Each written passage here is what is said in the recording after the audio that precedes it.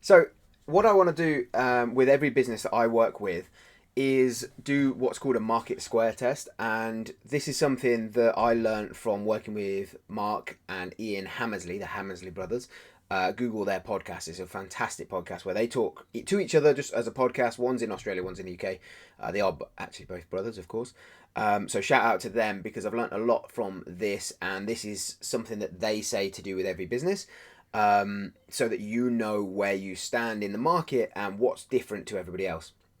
So shout out to those. I'm not going to pretend it's my my information, but my understanding and what I've done with two or three businesses that I've worked with is running this market square test. Now the idea of it is you put down your top 10 products. So whether you're selling ductwork or sports gear or Pokemon cards or whatever it is, put down the name of the business. So one column is going to be the name of competitors. Second column is going to be the product that you're looking at. So how I've done it is I've done it on a sheet by sheet basis. So the first sheet would be let's use a different thing to Pokemon, so it's not always about Pokemon. Let's say that I'm going to sell this microphone, right? So it's a Quadcast, whatever it is, HyperX, whatever. So I would say this sheet is called the Quadcast HyperX Pro, whatever it is. I can't even remember what it's actually called. But that's what it was called when I bought it, or what I have it called on my website. I would then have a full sheet, 4 to 5 competitors. And what I would do is I would put the first column who the competitor is, second column what they call this product. So the interesting thing is you always find that they call it something else. They might be the Quadcast podcast, perfect for podcasting, HyperX Pro, red, tap touch, ambient sound, stands on a desk, whatever, right? They always call it something different. And I find that fascinating, so I always write that down. So this company calls it this. So that's the first thing I do as I'm going through. I go on Google Shopping, and I go on Google. Google Shopping is probably where I look first because most of the stuff that we've been selling or the companies that I work with work through Google Shopping. So it works really well to do that and do that. 4 or 5, I always do 5, why not? The top 5 that are trying to sell this, where is it, what's it called, whatever. So you got that. The next thing you do is put what price it is. So whatever their price point is, with or without VAT, you can put loads of information. You just press Alt and then enter on spreadsheets, and it just stays in the same box but does the next line. So you can put loads of information about what prices they are. Then the next thing is what the shipping is. Is there any shipping? Is there free shipping at £250? Is it free shipping with this product? Is it £295 for shipping? Is it £500 for shipping? Whatever the shipping is, I would always do that. I'd also go to their shipping page. Every website will have a shipping page, and it will say, oh, if you're overseas, blah, blah, blah. Copy and paste this. It doesn't matter how big this sheet is. It makes no difference. The information that you get from these 5 websites is gold dust. Because the reason for doing any of this up to this point is you're going to pick the best bits out of each of these and make your product the Frankenstein's monster of all of these. It's going to be the best and we're going to look really good. Next thing I would do after that is, have they got any offers on? So when you go to their website, does it pop up 5% off today? 5% off today if you enter the email. Interesting. Cool. We'll put that in. What are the competitors doing? Oh, if you sign up to our newsletter, you get 10% off. Cool, that's all right. If you buy the Quadcast whatever, do you get a stand with it? Or maybe they're going to throw in some cables with it. Is there an upsell if you go to add it to your basket? Does anything pop up at the end? Just before you go to put your details in and press pay, does it come up and give you anything like that? Is there an exit pop-up? So as you go to scroll away and you're just going to hit the X in the corner, wait a second, Sam, there's something here for you. Document all of this. Keep this in mind as well while you're doing it. Don't just start at them. If you've got to this point and you've done all that for 5 and you're at this point, this is no good. Watch the video first, then go back and do all these things. Then after that, what I would do is there anything else on their website, like the next column, anything else on their website to note that you would find important for your customers, people that will come to your website, because they're going to come to you instead of them, right? There's no, we don't care that they go to them and not us. We want them to come to us first. Is there anything on their website that they have, photos, videos, data sheets, whatever it might be, blogs about the product, whatever it is, do they have anything else that you can replicate in your own voice that's a good idea on their website, link to this that you think your customers that would buy this would find useful. Do that 5 times for every single product you have. Once a quarter, maybe once every 6 months at the latest, but once a quarter I would do it.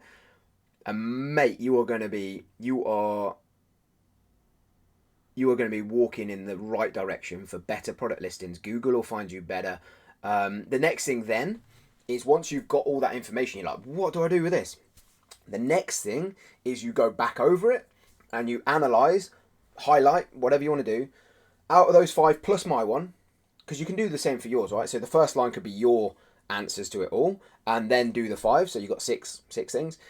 Go down the subject line. What's the name of the product? Right, okay, so we call it that, they call it that, they call it that. They all call it that, but we don't. Okay, well, we're either getting loads of traffic. Cool, that's fine. Add a bit of what they've got in there as well, because everyone seems to be talking about the same thing. If not, then do that. Maybe somewhere in the description they have loads of information. I didn't even know this about this. That will help Google. So put that in. Add that in as well. If that's useful information, add it to it. And then you just make up this perfect product or better product by tweaking certain things. It's like a YouTube thumbnail, right? If you tweak it and put different wording in it or whatever, people might find it better, and the titles as well. So it can work exactly the same on that. And then work through each piece one by one. Just add in, can I afford to do a 5% off on everything? Why are they doing that?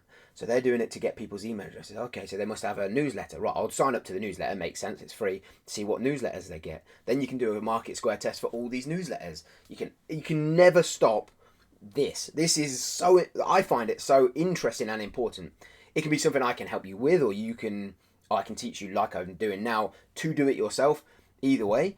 But I feel like having this for whatever business you run is so important, really, really important, because it can give you the edge above everybody else. I've done it with all my Pokemon stuff. So when I first did it, when I was selling Pokemon cards on my own website in 2019, I did the similar thing to the Market Square test, where I would go and say, right, every box is the same, right? Okay, I wasn't selling Korean at the time, but every box is the same.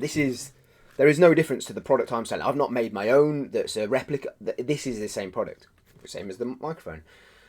But if I write in the title, Korean Raging Surf, I forgot the name of it, Korean Raging Surf box. Cool. Other companies might be Korean Raging Surf Booster Box. Oh, Booster Box. Yeah, of course, that makes sense. People will search Korean Booster Box, Korean Raging Surf, Korean Raging Surf, Pokemon Booster Box. Oh, Pokemon. Yeah, I need Pokemon in there. And you just add little bits every time. And then you put things like, where is it? On here. 30 packs. And you're like, oh, people might want to know if it's 30 packs, 20 packs, or 10 packs. You need to add that in. 5 cards per pack. Oh, yeah, I'll add that in there. SV3A is the code number for the set. And then it's got even down here, like, you've got 1 pack is 5 cards, 1 box is 30 packs. That needs to be written in your description, and maybe, is it in the title, is it just a description? You can write so many different ways about this. You can put Groudon, Goldengo, Jirachi, Garchomp, and Tapu Koko. Whatever, if people are searching, well, what's that Groudon set, the Korean Groudon set? Type it in, add it to it, who knows? All these little things, in my mind, make a massive difference when somebody's coming to buy from you. Plus, if you just put Korean Raging Surf box, that's all right. It's got information, people can see it, they can see the photo, and they might get it. But if they are typing Groudon, Korean Groudon Pokemon set, if you don't have those words, it's never going to find it. So over time, your descriptions and titles should be developing over time. This is why I do it every quarter. When I work with businesses, get them in a habit of doing it every quarter. And you can do it every single month, right? You can have 10 products this month, 10 the next month, 10 the next month. That's 30 products every quarter, just always getting updated, right? It doesn't have to be, right, today's the day, the 1st of April or whatever. But I would recommend doing it. There's so much you can learn from it about your own products, about how people come to your website and find what you've got. Once you've done this, you can then start to work on things like their Google ads and things like that, because you know what the competition are doing and where you stand with that. And they do free delivery on everything over £1. We can't afford that. Okay, well, they're going to win on that, so we need to win on a loyalty scheme, or like there's so many different things you can do. So I would highly recommend that. And if you need any more information, drop some comments below and I'll help where I can.